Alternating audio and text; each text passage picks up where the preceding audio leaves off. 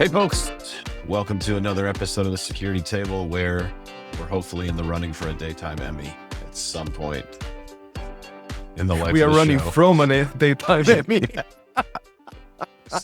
Could you imagine us at the award show? Like, would all three of us go up, or just Izar? No, we would probably send a delegate. Oh, yeah. It would be his Jonathan. AI. Or Or be one of those Jonathan. like, or Jonathan, yeah, because Whoever's free. We'll send up Kim. She's easier. Oh, yeah. True. Very true. yeah, she would represent us well. So Yes. okay, well, I guess it's been conference season. I In guess. the world. I mean, it seems like every month is conference season, security conference season, at this point of our existence as an industry. But Izar, you were a Trotter. Yeah, That's it. globe Trotter. trotter, and it's a little early in the morning here on the East Coast. It So- was the 2025 European tour. Nice. Is there? Yeah, and you made a T-shirt for it. Not yet. I made yet. many for the conferences. Many It'll for be the, a But band to be T-shirt. honest, on the flight back, I actually got to finally watch Rock of Ages. Oh God. When the highlight of the trip was the thing you watched on the airplane. basically it was the thing that I remember the most because the songs cannot get out of my head right now. Well, that's a Awesome movie from soundtrack. like 20 years ago at this point. 2012, so I'm gonna say 13. 13 13 years. years But, ago. Wow. Way but to be in important thing- touch. The important thing is that it really puts you into the mind of making a T-shirt for the tour. There you go. So yeah, I still want to do one for the Threat Modern Manifest. Yeah, so way to be in touch with the culture, by the way. Keeping 13 years later. Hey, 13. I was busy. I didn't know you It's were true. a Def Leppard fan. There is our What? Def Leppard fan. Oh yeah, totally. Come on, everybody's a Def Leppard fan. If you're our age, If you tell they me know you're or not. I'm like, we just can't be friends anymore. If you're like, no, Def Leppard sucks. Okay, get out of here. Like, that's All right, gotta go. All right, Matt's out. We'd like to announce Matt's resignation from the security table because he does not love Def Leppard. Come on, so many good hits. I actually have their tape. I have one of their tapes. So Well, hold on. It's stuck in the car. Hold on. Hold on. This isn't an 8-track, is it? no, it's Hysteria on cassette. So Oh, it was stereo. Wow. 2-channel. no, Hysteria, the album. Oh, Hysteria. Oh, what? That was probably their best, wasn't it? It was It probably wasn't their the best, yeah. first. Yeah, it wasn't the first, but that's the one that, like, I think there were 8 or so radio hits from that one album. Yep. Which is like unheard of in the world of, but apparently this has turned into a music podcast now. So Yeah, I knew if this is off Lucas not helping. so either how Okay. about where'd you go with the No, what wait. events were you at? Before that, didn't you hit RSA before that? Let's do it calendar way. Yeah, but I can't remember what happened. I don't remember anything from ours. Well, wait, that sounds really bad. Well, so that's interesting. So RSA was RSA's this giant conference, and it's so memorable. There was nothing that happened. Well, I think That it's just makes my sense. path. So highlights of RSA for me, Brooke Schoenfeld and I continued our tradition of having a meal at Fang, which is perhaps the best Chinese restaurant on earth. And we continued our tradition of inviting the chef out and having him cook us a meal. So this is the 4th year in a row that we've Wow. done it. Our 4th year. I think we missed one somewhere in the middle, but yeah, I mean, Brooke Schoenfeld, one of my favorite people on earth. So getting 2 That by hours with itself him. is a reason to go. Yeah, well, so that's, isn't that the whole reason of going to a conference, right? The talks are great, but it's really the connections, right? It's the not the Izar can talk about parties, I'm sure, from OWASP, but the Rock of Ages. but the notion, you go to conferences for networking and for the personal interact, talking to your colleagues. I think that's one of the things that a lot of people don't realize, and I think until later in their career. I think all three of us are in the same spot where it's like we don't really go to conferences, like you said, to watch talks. Like we go to deliver talks. Like I did 2 talks at RSA, but I didn't sit in any of the other ones. Now I will go back and watch some. The great thing about the way the world works now is like RSA and most major conferences record and post to YouTube everything that happened. And so I'll go back and watch some different things when I can pause it and look things up and kind of analyze it maybe a little bit more. But yeah, that conversation with Brooke is one of the highlights of my year every year, because we talk about security for a tiny amount of time. We just talk about life and tell stories and have fun like that. Another highlight for me at RSA that I've done the last couple of years is I just put an open invitation to early stage startup people and invite them to meet me for 30 minutes or 45 minutes.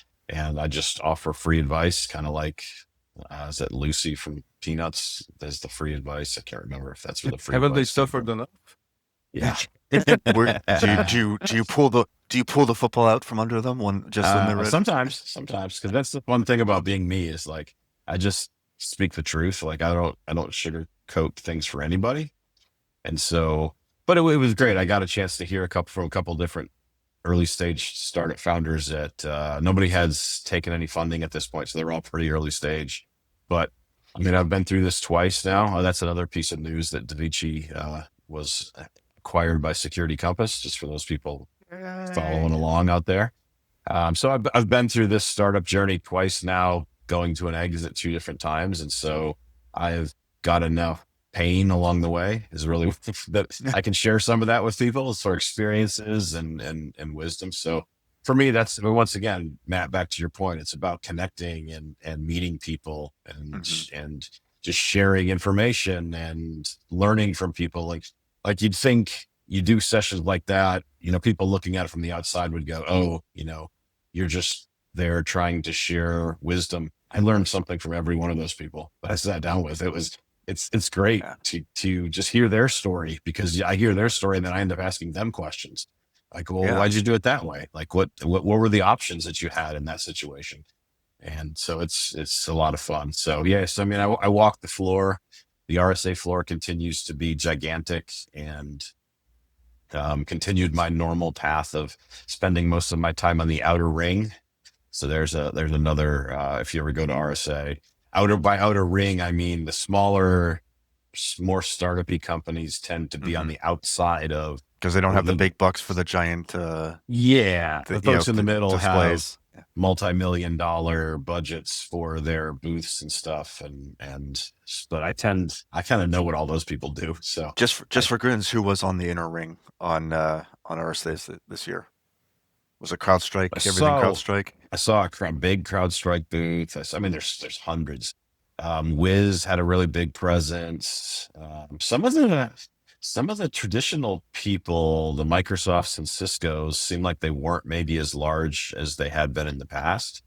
As far as like, so some of the, you are seeing that next generation of companies that have really blown up starting to fill in some of those slots. Some of those folks that would have been on that outer ring 5 or 10 years ago, I'm now, and I saw some other, SemGrep was a good example of somebody that had kind of blown up from a smaller booth into something that was kind of not in the dead center, but they definitely migrated from the outer ring towards the inside. So it's kind of fun to watch companies that we know in our AppSec space specifically go through that kind of movement where they start to become bigger and start to, really, really grow into kind of what they're destined to be as companies without getting eaten.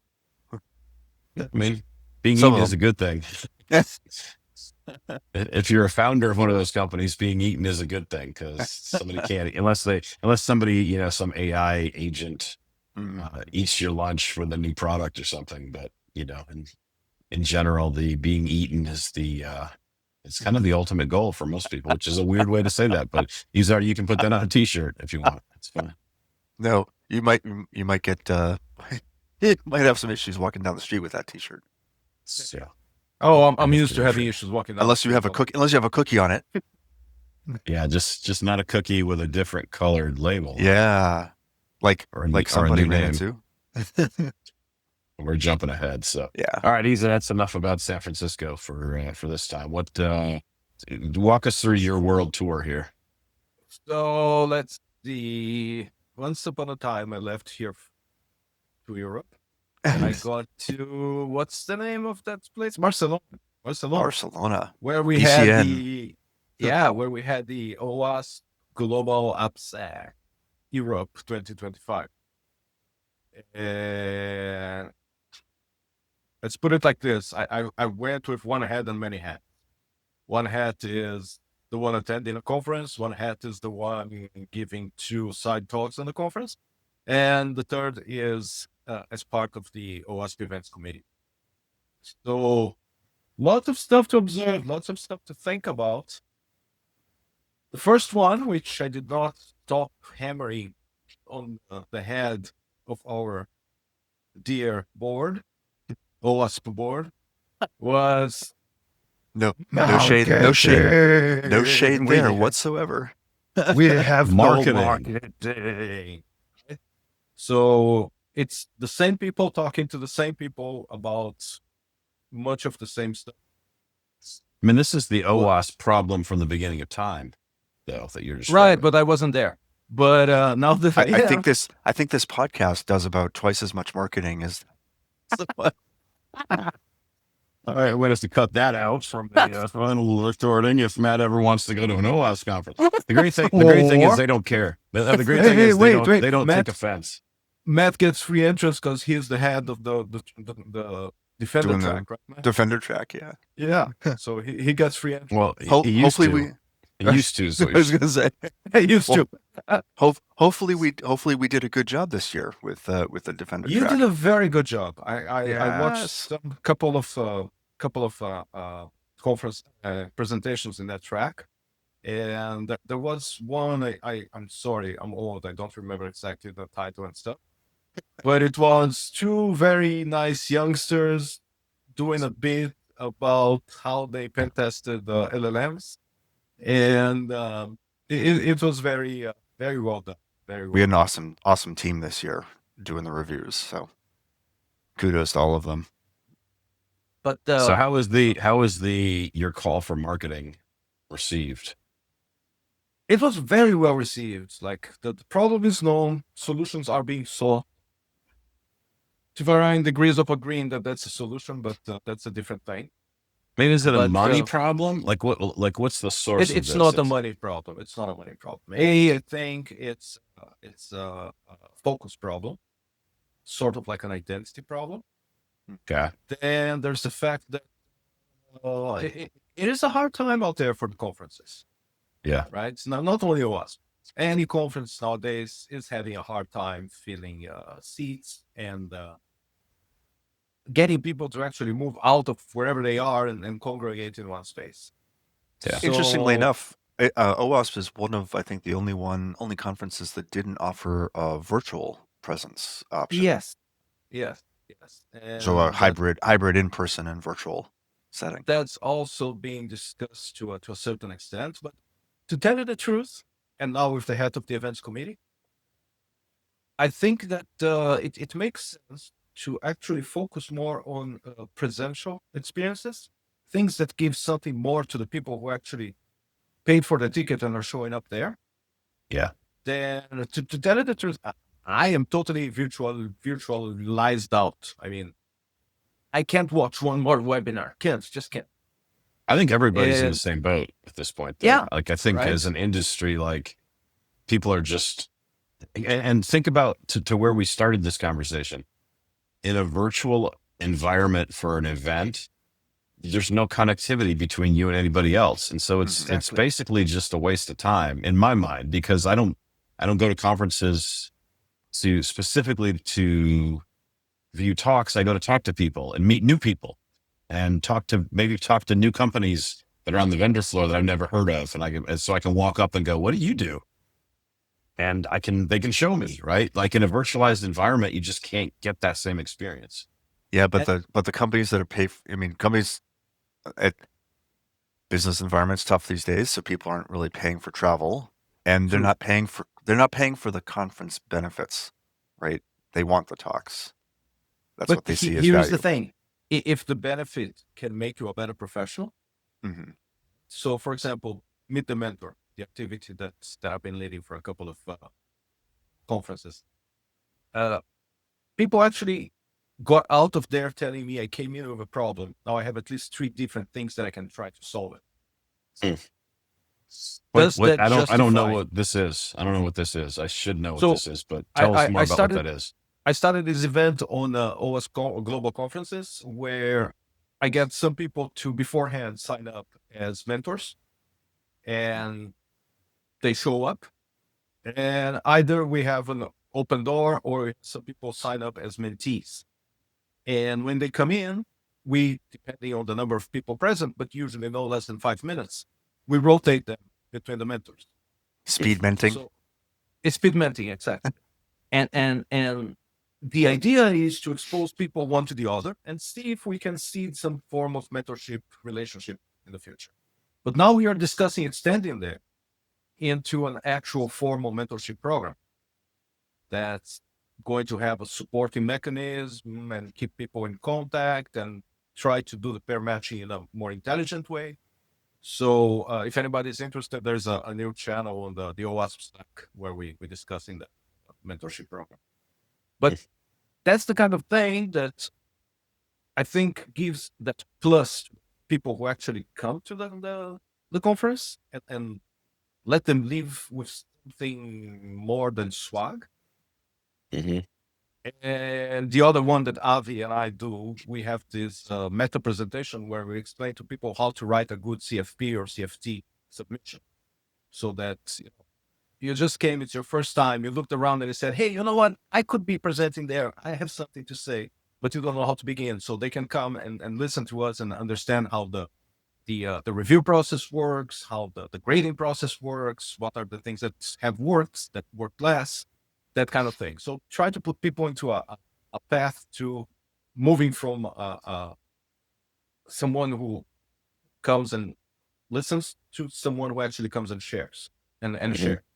So that we also had like people who had the workshop a couple of conferences ago, and all of a sudden they're presenting. And this one happened both in OWASP and in TransmodCon.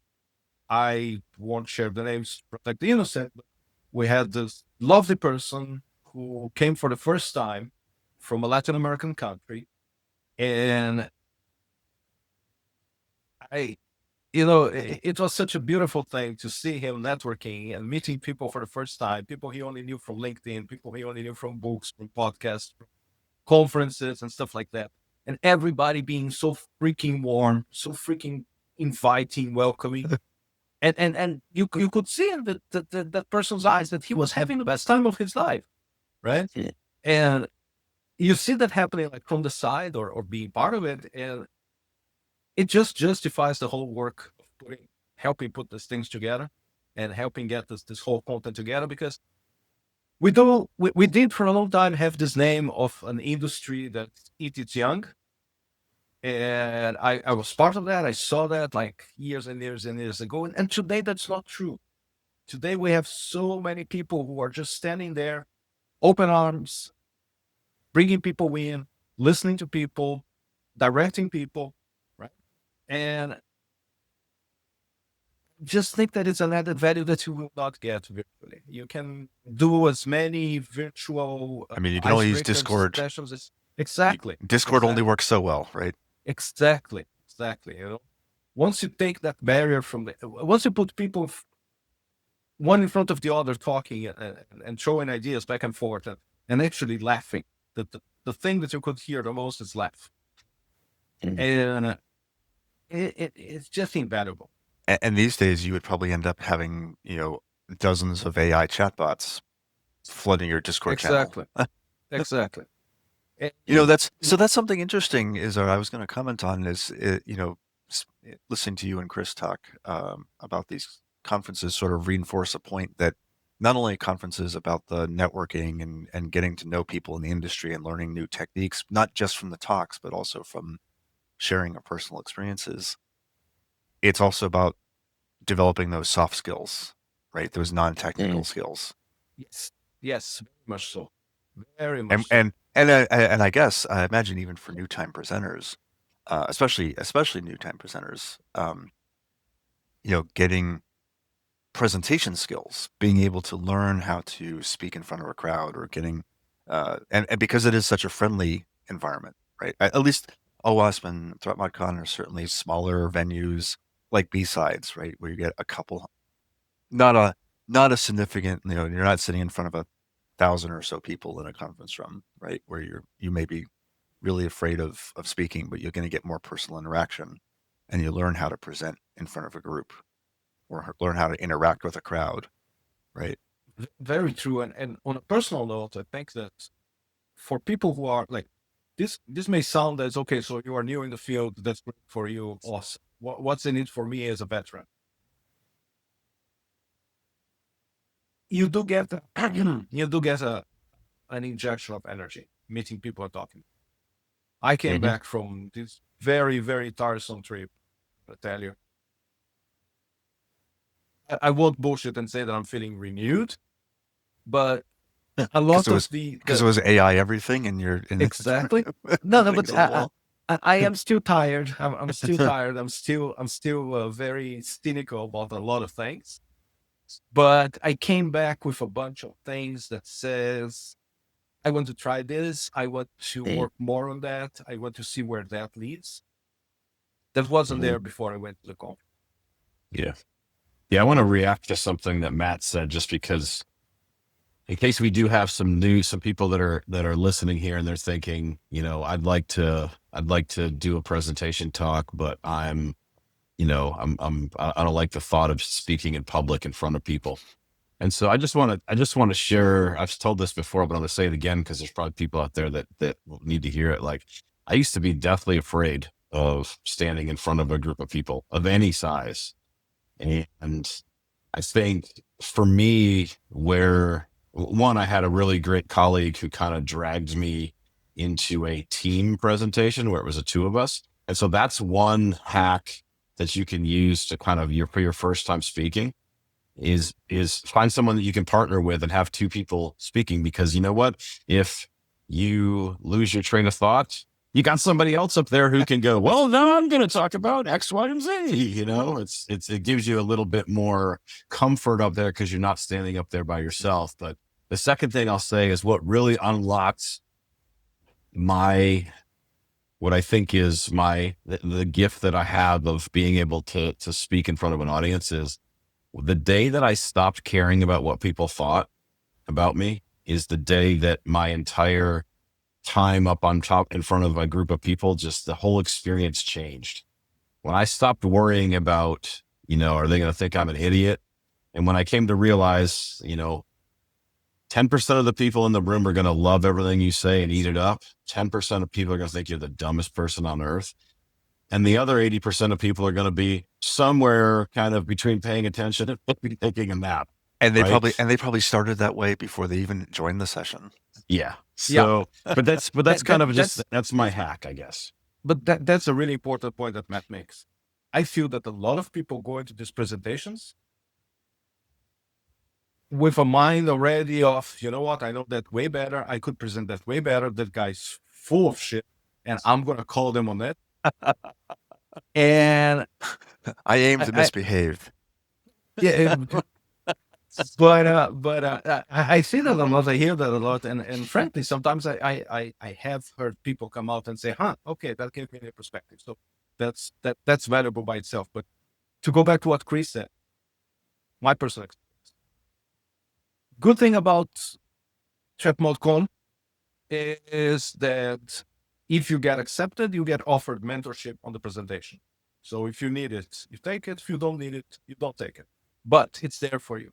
OWASP, we try to make the same thing. The numbers are much bigger, but we are going to try some around there.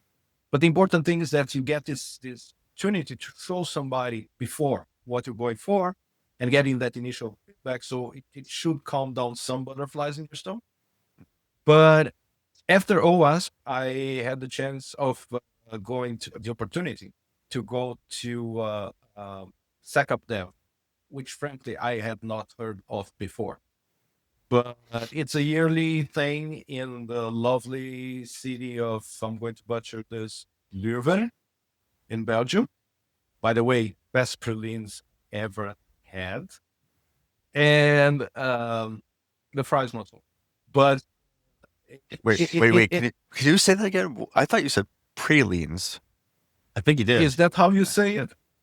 Well, are we talking Little about chocolate bonbon thing, chocolate bonbon filled not of what I was a lot thinking of? Pralines are usually pecans, right?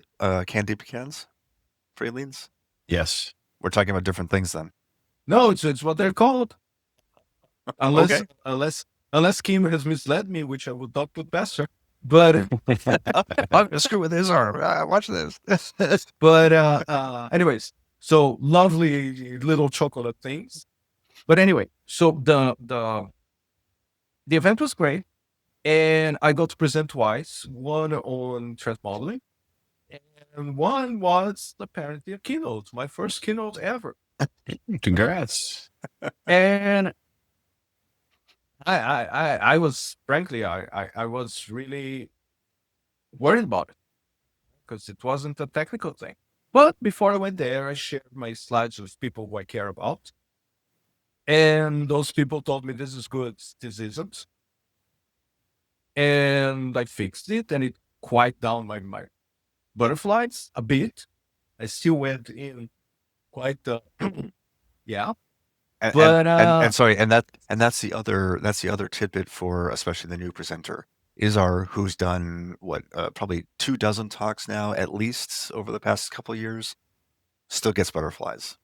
oh yeah, You yeah. never, But you never I've fully. always, if you don't, the way I look at it is if you don't have butterflies, you don't give a crap about what you're getting ready to stand up and talk about. So even, and I've heard people like professional presenters who do 100,000 person events and stuff say the same thing. Like they still have, even though they're professionals that speak 150 times a year or something, they still have butterflies when they go to stand up in front of a crowd. So it's just a natural human response. Yeah, and some of us have imposter syndrome, so we're thinking, "Oh my God, we're talking crap here. We don't know what we're doing. Why does anyone want to listen to us?" That's the one. That's the one. But it's a human thing. Sometimes you get those robot presenters that have worked the script thousands of times before they even went over the microphone. We're all conference reviewers. Have you seen the one where they write the script in the notes?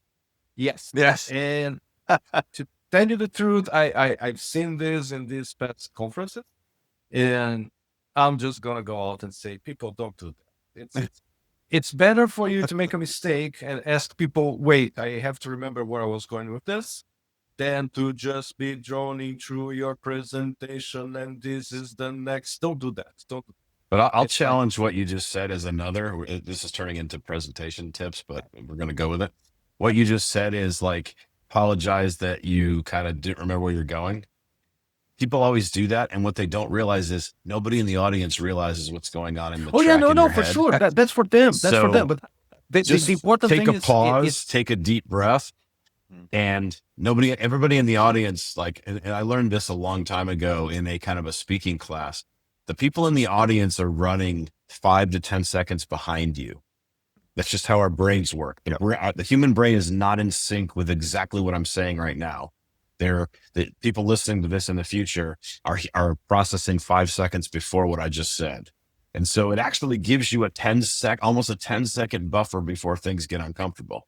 But what people do when, especially new speakers, is I just got to keep going. I got to keep the pace up. Oh, I can't have a tiny bit of a pause because they'll realize they'll think I don't know what I'm talking. Like you have time to take a pause and just know they're still catching up on what you just finished. Yeah, they're taking notes. They're finishing up their notes that they just that's took. very true. I have a quite recent presentation actually on YouTube where I think that you can see in my eyes that I am very, very close to a panic attack, to the point of, yeah, I'm going to stop this here, just because I had people talking to each other, like in the front row, and they were people that I didn't know. So it went back to what Chris said, don't care about what they say. But during this first keynote, I had Kim and Avi in the second row, talking among them. And I'm like, Heckling. but they were talking among them, and in the middle of the sentence, I'm like, so this is where I did blah, blah, blah, blah, blah. Avi, would you stop, please? And as you can see, right? Like the teacher. He's like the teacher up in the front of the classroom. Now, Avi, stop or you're going to the principal's office. He's just lucky that I didn't have anything but the pointer that I actually needed in my hand. Yeah. By the way, you can just another hack on a hack tip, life tip on that. You can fill that almost panic attack gap, like that thought train gap, with does anyone have any questions? While you're regrouping, you can get the audience participation. Or precipitation. If it starts Perspiration. Yeah. Belly breathing is really good as well, both before and during. Very What is important that? tip. What did you call it? Belly breathing. It's when you bring air in, but you put your belly out. Oh, And belly then when you breathing. put Gotcha. it out, you put your belly in. It You know, I changes learned the way. a similar thing. You guys have met Mike Birch from Security Journey, right? Yes. You probably have. So, yeah. He was special forces in the United States military. Box And breathing, it's exactly the same thing. He calls it a tactical pause. Yeah. So before they break through a door, for example, they're all trained where they just go Calm the nerves. and they hit the door. Like yeah. So like he taught me that in from the, like, even when you're recording training videos or you're speaking at a conference, like tactical pause actually resets your own kind of brain and everything. And once again, the audience doesn't notice. So it just made me think of it when you said belly breathing. So it's exactly the same thing. And some other forces call it box breathing, because you go and you stop in between. So you hold and it looks like a box, because you bring in, you stop, you put out, you stop. So all of these, they play with the vagus nerve that goes from the brain down and just through the diaphragm. And it's like super well documented, and it's not magic or whatever. It actually works. So people look into that. But back to conferences. That's so we need to put together like a little cheat sheet for presenters. Like step 5. Remember to box breathe when. Yes. Yeah, more stress. I gotta remember what number 5 was. That would be interesting, actually. Yeah. A then training there's time management, manual, right? a training manual for presenting. And time management, which is also important. Time management, I yeah. always I get know. surprised. Listen. Once they give you the microphone, that was their choice. So Oh, you yeah. finish when you're done. It's on them. Totally. I always make a I'm not- joke with the guys, I'm not the guys responsible. and the folks that have like the time cards, the 10 and 5 minute time cards. I'm like, my running joke is I'm always like, oh, you're the person that I'm going to ignore at some point later in the day today. Gotcha. They never think it's funny either. And the guy laugh. who's recording, your blocking is your problem. If you like to move around on stage, just warn the video guy. But otherwise, if you have to walk and talk, do it, because otherwise you're going to be nervous sitting behind the podium. I only walk and talk after I've done. I don't do the first time I deliver a talk. I never walk and talk. I always sit. I always stay at the podium, because I sometimes have notes, like to remember a story or something that I want to share. But once I've done a talk a couple of times, I love to like prowl back and forth and kind of scan the audience. I totally. I go like a lion. I'm totally a mover. Just when I talk from one side to the other.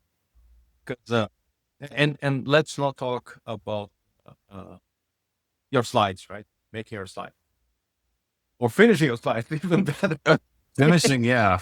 Yeah, you need to finish your slides at least before you get on stage. No, I'm proud. I'm proud. I'm proud you not had quite. your slides done for this last conference long enough you could send them to someone so they could review them. Not like OWASP Dublin, where I interrupted you finishing your slides 30 minutes before your talk.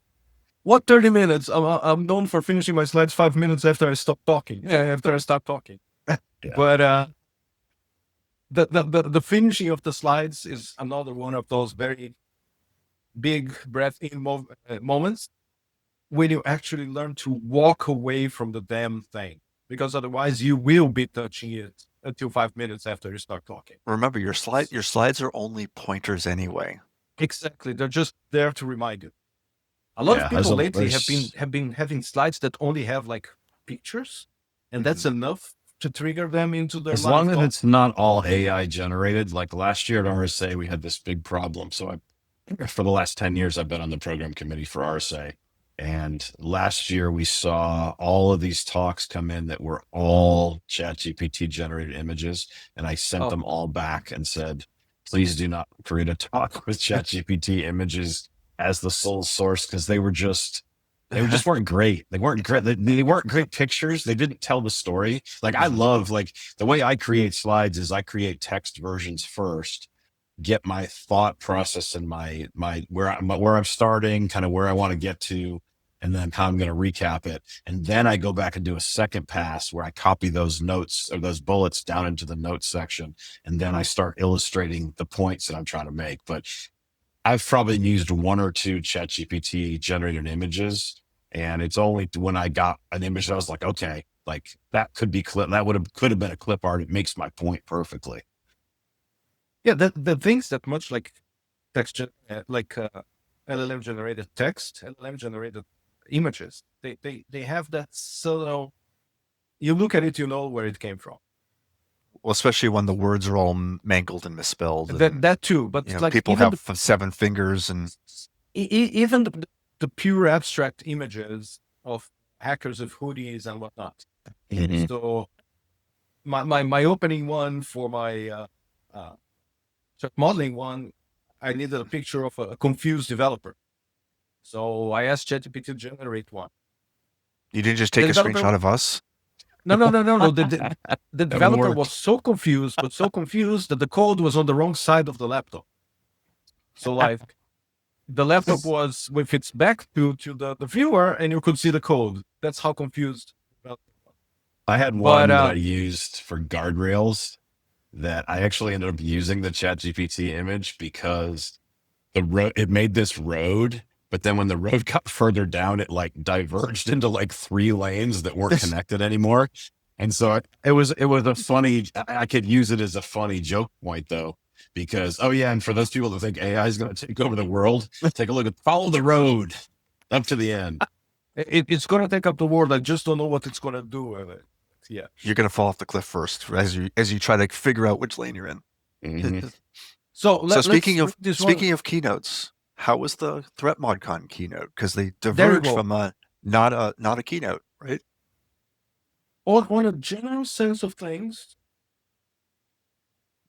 I think that it's time for us to walk away from the notion of keynotes. There shouldn't be anything special on the first and last presentation of the day. They should stand by their own merits. And I just keep seeing people like not really imparting too much value to a keynote. And actually at OWASP events, we cut the last 2 of the day because people were tired and they just wanted to go to the parties and whatnot. Mhm. But to answer your question, Matt, there were keynotes. I think that's a non-answer answer. But it has to be said, Sarah Jane gave an awesome keynote. Like I was going to ask you about that one. It's not me. It's not me saying. It's the people. This is for those people that don't know Sarah Jane. This is Sarah Jane Madden. Yeah, and she had a keynote about not leaving anyone behind in many different ways. And I believe that one was recorded, and when it comes out, I urge people to actually watch it.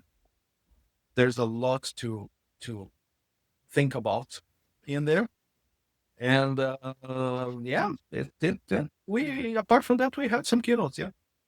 So like when I used to run conferences for Cisco for our internal security conference series, I always thought of the keynote slots as a place where I was going to go get heavy hitters from the industry. So like one year I brought in Dave Kennedy, who's kind of fallen a little bit out of the limelight to some degree, but Dave Kennedy from Trusted Sec. I brought in James Wickett, who's done a lot of AppSec related kind of talks. Josh Corman, who was big on the, kind of IoT. Cavalry. Yeah, I am the cavalry. Yeah. So I mean, that's, I think of keynotes as more like go get a heavy hitter who may not even be in the same exact space that you're in, but has some really big, is well known in the space, well known in some space, and can provide maybe some different perspectives. But it definitely requires not just turning a keynote person loose, giving someone a keynote slot and turning them loose.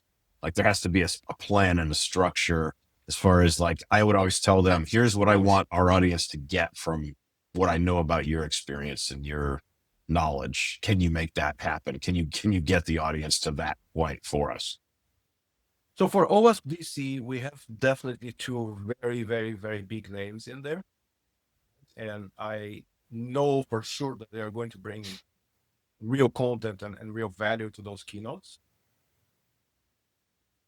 But lately I've been looking at keynotes as more of an opportunity to highlight something that you wouldn't see in the presentations during the conference.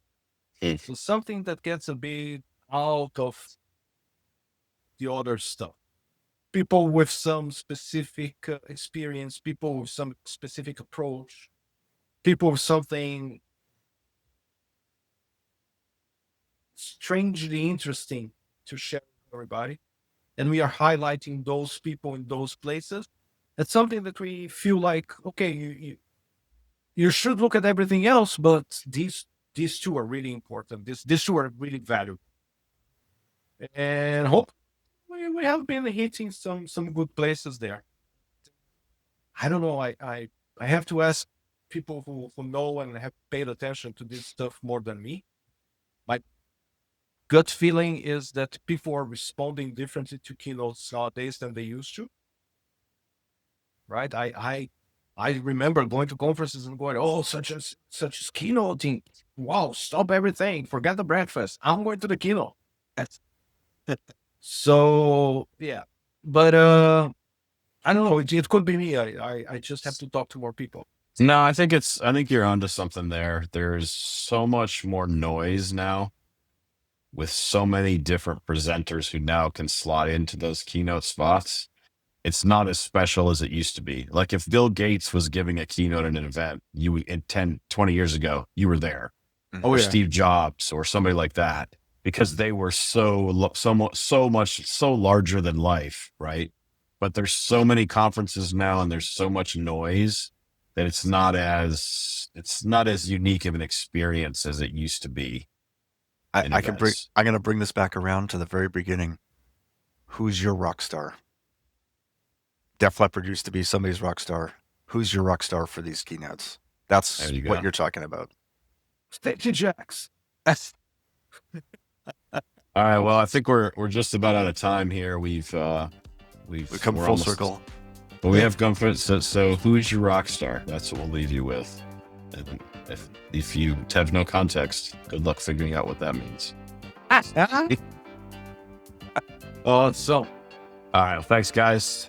For Matt and Izar, I'm Chris Romeo, and we'll see you again soon on the security table or at a security conference near you.